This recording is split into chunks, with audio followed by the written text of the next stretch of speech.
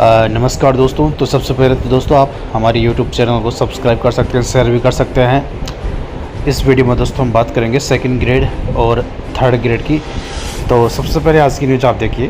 बेरोज़गारी दूर कर रोज़गार मुहैया कराने के दावे करने वाली सरकारों की सुस्ती के चलते अपेक्षानुरूप नहीं हो रही है नई नौकरियों के लिए भर्ती। नौकरियाँ तो खूब मगर रोज़गार देने का दावा करने वाले ही सुस्त है। प्रदेश में शिक्षा और चिकित्सा विभाग में ही 1.5 लाख से अधिक पद खाली चल रहे हैं। तो आज की न्यूज़ है हनुमानगढ़ राजस्थान पत्रिका की। फर्स्ट ग्रेड की बात करेंगे इसी वीडियो में। तो यहाँ पर देखिए दोस्तों कितने पदों पर भर्तियाँ आएंगी, कितने पद आपके सामने फ़िलहाल है आज की तारीख में। तो हम देखिए इसमें सबसे पहले चिकित्सा विभाग की दे रखी है और तो शिक्षा विभाग यहाँ पर देखिए।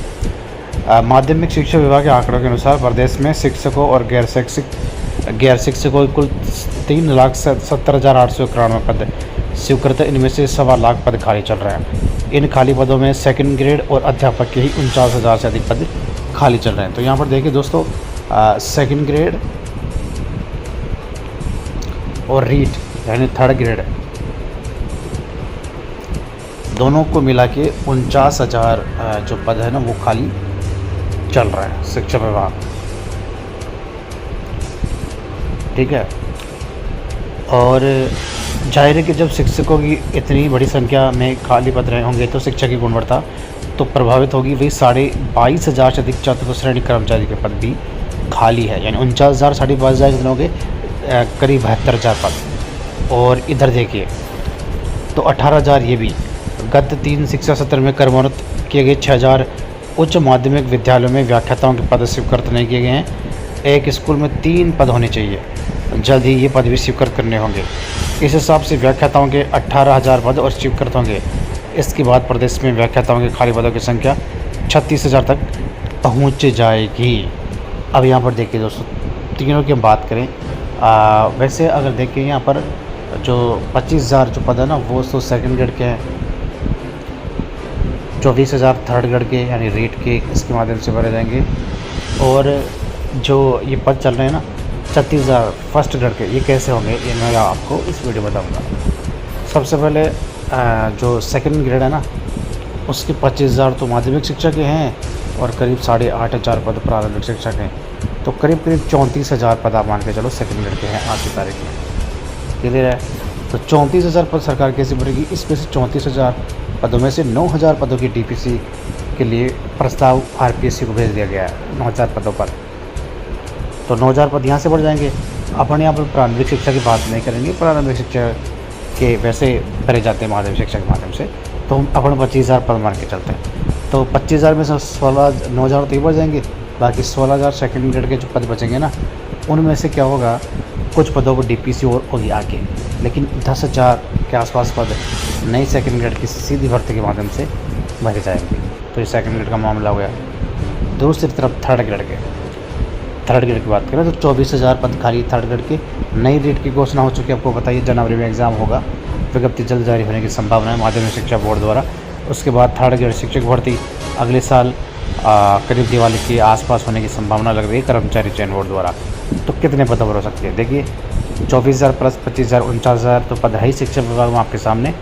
तो 24,000 में से क्या होगा दोस्तों, अब वर्तमान में लेटेस्ट आंकड़ा एक आया है, एक लेटेस्ट न्यूज़ आई है। उसमें यह है कि जो पुरानी रेट थी 48,000 पदों पर हुई थी, उनमें करीब 4,000 के आसपास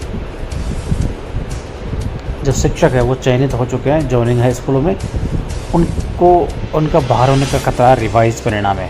कर्मचारी चयन बोर्ड रिवाइज परिणाम जारी करेगा कुछ दिनों में, उसमें बाहर होने का खतरा है। तो हाई कोर्ट ने कल इस मामले को लेकर विद्यार्थियों को राहत दी है और स्टे दिया है। मतलब ये है कि जो 4,000 रिवाइज परिणाम में जो 4,000 के आसपास टीचर बाहर होंगे वो बाहर नहीं हो सकते, वो नौकरी ही करेंगे। सरकार को पद सर्जित करने पड़ेंगे। तो इसका मतलब क्या हुआ दोस्तों, जो 24,000 पद आपको दिख रहे हैं ना थर्ड ग्रेड के, इनमें आप माइनस कर सकते हो फिर 4,000, बाकी 20,000 पद ही बचेंगे थर्ड ग्रेड के। फिर